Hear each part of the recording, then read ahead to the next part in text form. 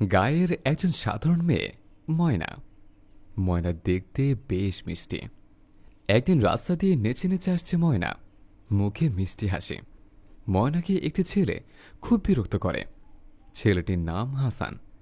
হাসান ময়নার সামনে এসে দাঁড়াল। হাসান ময়নার সামনে দাঁড়িয়ে হাসি দিয়ে বলল, আমি জানতাম তুমি এই রাস্তা দিয়ে আসবা, তাই তোমার জন্য দাঁড়িয়ে আছে। ময়না হাসানকে বলল, আপনাকে আর কিভাবে বুঝালে আপনি বুঝবেন? আপনাকে আমার ভালো লাগে না।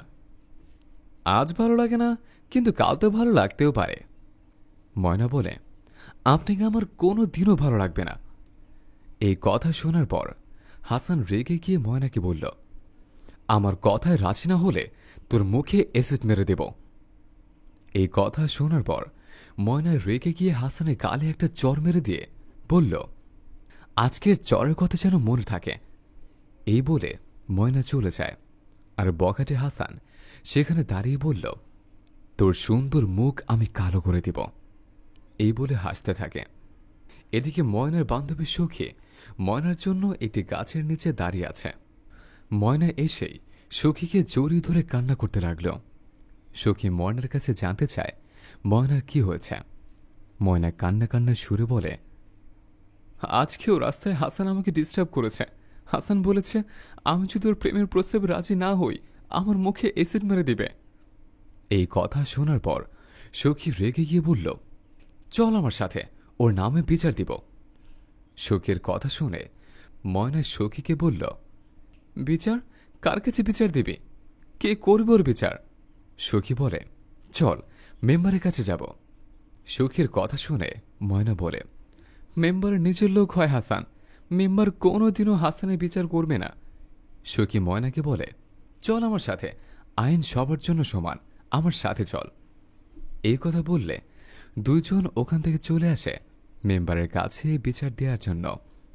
আর এদিকে মেম্বার বয়সে বড় হয়েছে, কিন্তু মনের দিক দিয়ে হয়নি। এখনো সে অল্প বয়সের মেয়ে দেখলে তাকিয়ে থাকে। মেম্বার ক্ষেতের মাঝখান দিয়ে গান গেয়ে গিয়ে আসছিল, আর ঠিক তখনই মেম্বার দেখতে পায় দুইটা মেয়ে আসছে। মেম্বার সেখানে দাঁড়িয়ে রইল। আর ঠিক তখন ময়না আর সখী মেম্বারের কাছে বলল, আমরা একটা বিচার নিয়ে আসছে। বিচারের কথা শুনে মেম্বার বলল, বিচার? কিসের বিচার? বলো, তোমাদের বিচার করার জন্যই তো আমি আছি। তখন সখী বলল, আপনার ভাতিজা হাসানের নামে বিচার দিতে এসেছে। হাসানের নামে বিচার আর কত করব? তবে তুমি চিন্তা করো না, আমি ওরে ওই কাদা দেখছো, ওই কাদার ভিতর ওর দুই পা ধরে কাদাতে পুঁতে ফেলব। এই কথা বলে মেম্বার সখীর হাতটা ধরে ফেলল। তখন সখীর দিকে তাকিয়ে হাতটা ছেড়ে দিল, আর তারপর সখী আর ময়না চলে যায়। বদমাইশ মেম্বার ওদের কথা ভেবে হাসতে থাকে। মেম্বার সাহেব ঘরে বসে ফোনে কথা বলছে। এমন সময় হাসান চাচার কাছে গিয়ে চাচার পায়ে সালাম করতে থাকে, আর চাচা বুঝতে পেরে হাসানের কান ধরে বসিয়ে দেয়। হাসানকে বলে, তুমি কিছু করো, তার প্রমাণ রাখো কেন? এই কথা শোনার পর হাসান চাচাকে বলে, চাচা, আমি ময়নাকে খুব ভালোবাসি। তারপর হাসানের কথা শুনে মেম্বার বলে, তুমি কি ময়নাকে বিয়ে করবা? হাসান তার কথার জবাবে বলে, চাচা, আমি তো বিয়ে করতে চাই, কিন্তু ময়নাই তো রাজি হয় না। এই কথা বলার পর মেম্বার হাসানকে বলে, মেয়ে মানুষ এমনি এমনি রাজি হয় না, জোর করে কিছু করতে হবে। এই কথা শোনার পর হাসান খুশি হয়ে চাচাকে সালাম দিয়ে চলে যায়। আবার মেম্বার ফোনে কথা বলতে থাকে। তারপর বিকেলবেলায় হাসান ময়নাকে দৌড়াতে দৌড়াতে নিয়ে আসে। আর যখন ময়না মাটিতে পড়ে যায়, আর তখন ময়না হাসানের কাছে মাপ চায়, কিন্তু পাষাণ হাসান হাসতেই থাকে, আর ময়না না বলতে থাকে, ভেবেছিলাম তোকে বিয়ে করব, তোকে নিয়ে সংসার করব, কিন্তু আর না। তোকে বলেছিলাম তোর মুখে অ্যাসিড মারব, আজ সত্যি সত্যি তোর মুখে অ্যাসিড মারব। এই কথা শোনার পর ময়না কান্না করে, মাপ চাইতে থাকে, কিন্তু হাসান ময়নার হাত ধরে টানতেই থাকে।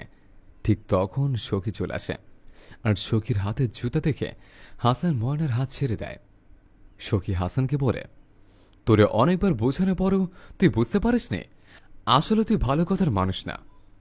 এই কথা শোনার পর হাসান রেগে গিয়ে সখীকে বলে, ওই, তোরে ভালো করে বলছি, তুই এখান থেকে চলে যা, নয়তো তোর মুখে সত্যি সত্যি অ্যাসিড মেরে দেব। এই কথা শোনার পর সখী রেগে গিয়ে হাসানকে জুতাপিটা করে। জুতাপিটা খেয়ে হাসান দৌড়ে পালায়। সখী আর ময়না দুজন বলতে থাকে, আজকের পর থেকে আমরা কাউকে ছেড়ে দেব না। যারা আমাদের সাথে এমন করবে তাদের কাউকে ছেড়ে কথা বলবো না। এই কথা বলে ওরা দুইজন হাসতে হাসতে চলে যায়।